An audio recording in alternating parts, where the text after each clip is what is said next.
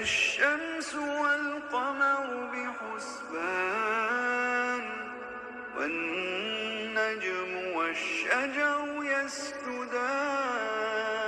मेरी शादी मेरे हस्बैंड से नहीं, मेरे ससुर से हो गई थी शायद। अस्सलाम वालेकुम माय यूट्यूब फैमिली, कैसे हैं आप सब? उम्मीद करती हूँ ठीक होंगे। मैं भी आप सबकी दुआओं के साथ में ठीक हूँ। मेरी शादी मेरी माँ ने एक गांव में कर दी थी। क्यों? क्योंकि मेरा जो नाक नक्शा था वो मोटा था, मेरा रंग जो था वो थोड़ा दबा हुआ था।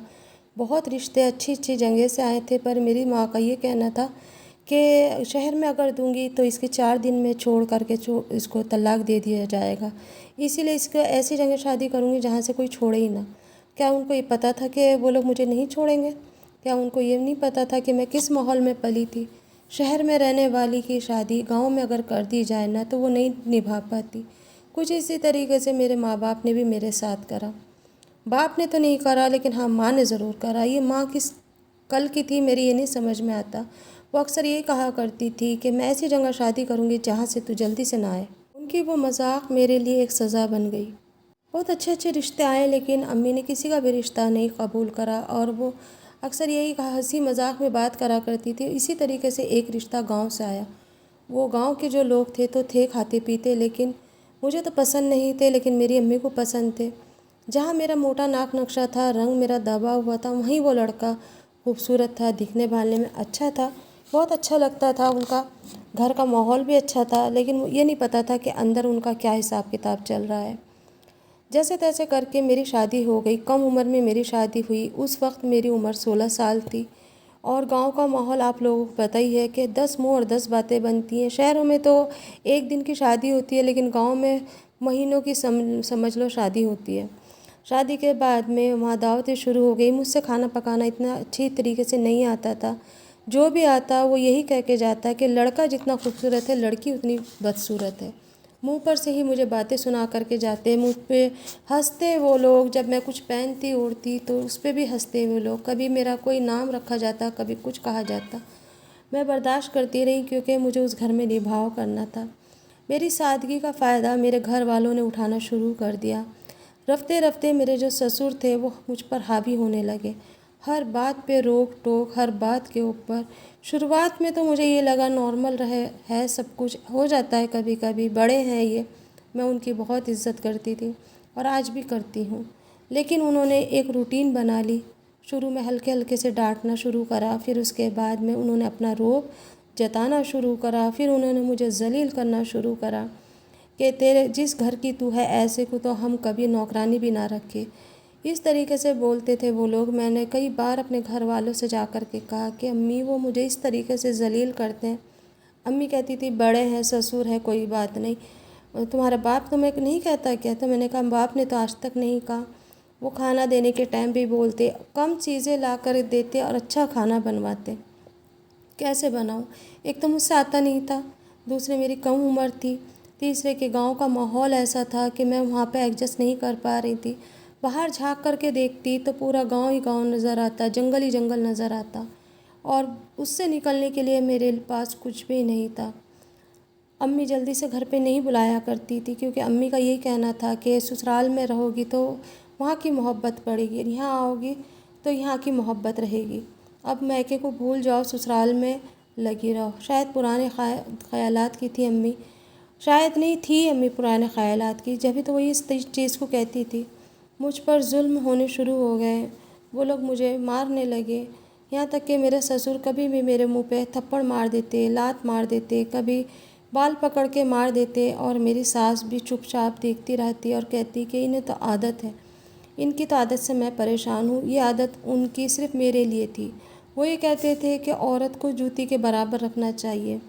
मेरी कम उम्र होने की वजह से मुझे नहीं पता था कि मुझे क्या सही है क्या गलत है, मैं क्यों इनके जुल्म बर्दाश्त करूँ।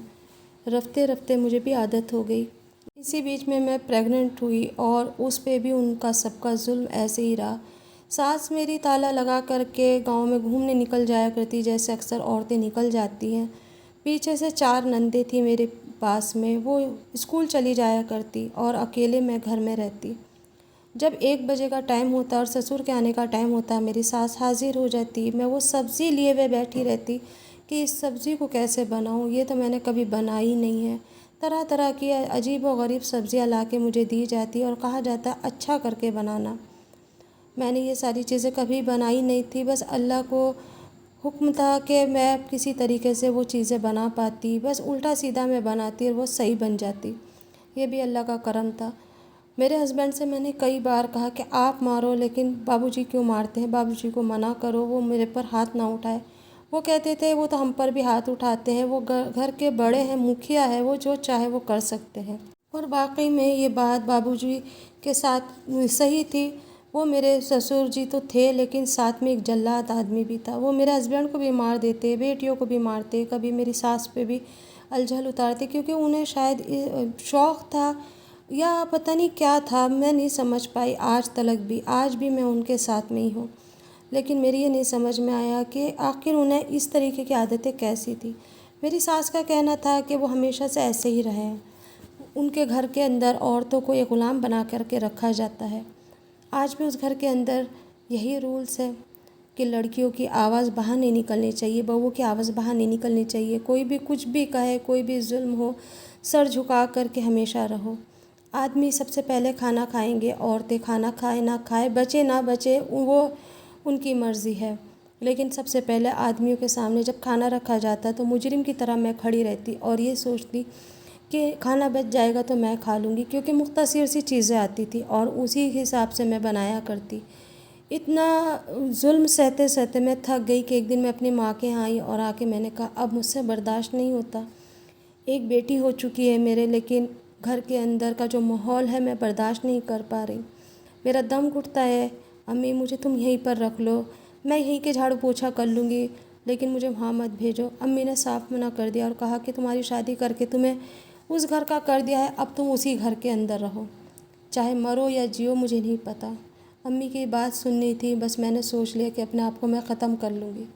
लेकिन जब मैंने अपने आप को कुछ करना चाहा तो मेरे सामने मेरी बच्ची का चेहरा आ गया। उस मासूम का क्या दोष।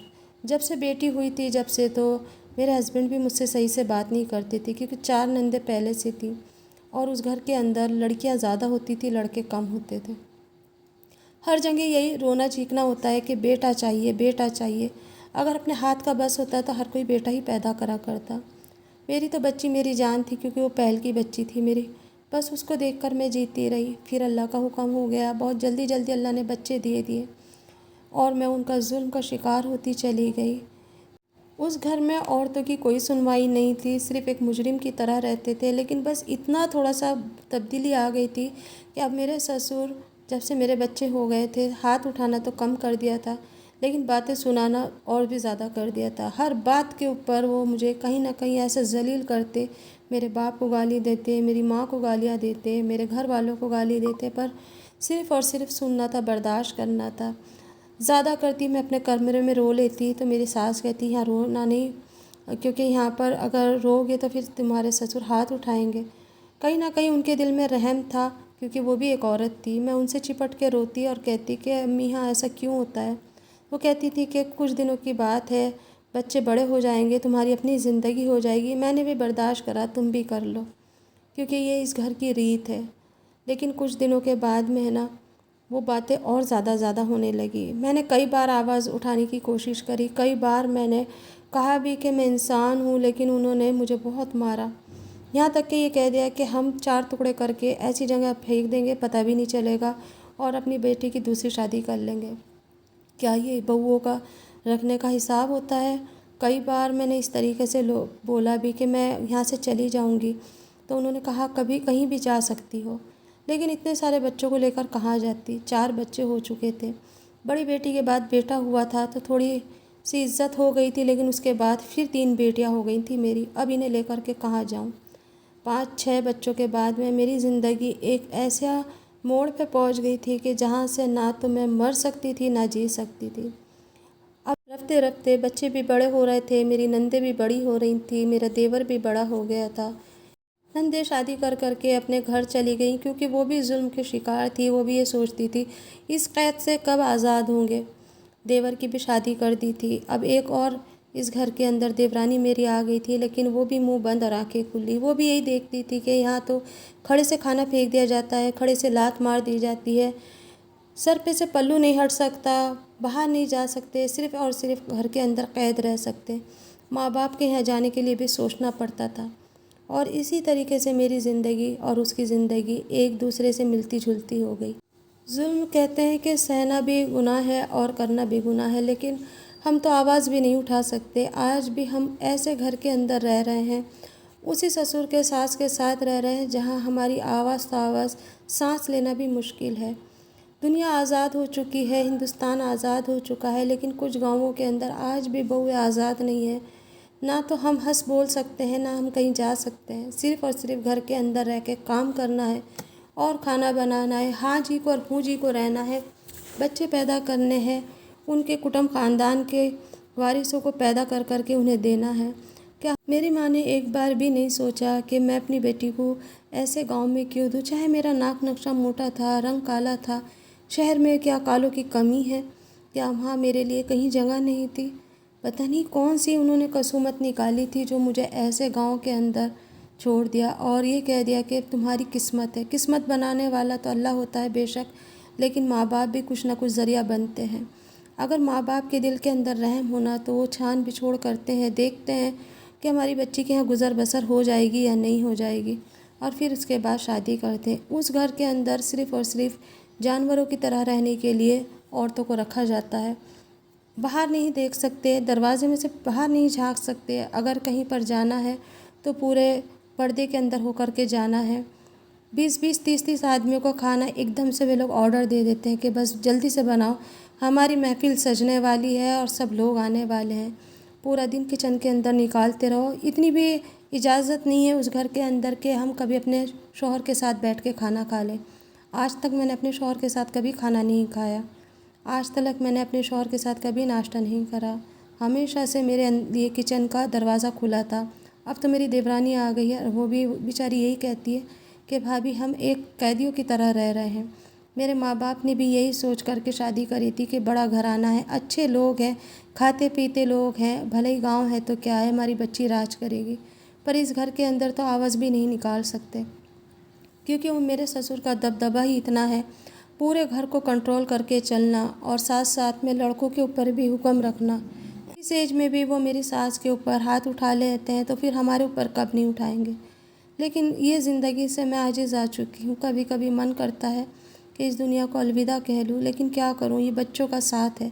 ज़िंदगी किस तरीके से मेरी कहाँ से शुरू हुई थी, कहाँ आ गई। काश मैं कहीं मर जाती, काश मैं कहीं किसी के साथ चली जाती, लेकिन इस कैद खाने से तो मैं आज़ाद हो जाती। आज भी मेरी सिसकियाँ बाहर दरवाजे से बाहर नहीं निकल सकती, आज भी मैं बाहर नहीं जा सकती। मेरी बच्चियाँ बड़ी हो चुकी हैं, मेरे बेटे बड़े हो चुके हैं, लेकिन आज भी हम सब उसके ग़ुलाम हैं, क्योंकि हमने पता नहीं कौन सा गुनाह करा था जो इसकी सज़ा हमें आज यहाँ पर मिल रही है। खामोश रह कर के जुल्म सहना है इस घर के अंदर, बाहर आवाज़ें नहीं निकलनी चाहिए। मेरे ससुर का हमेशा से यही कहना है, सुबह 5 बजे उठ जाओ, रात को 1 बजे सो, पूरा दिन घर की ड्यूटी दो।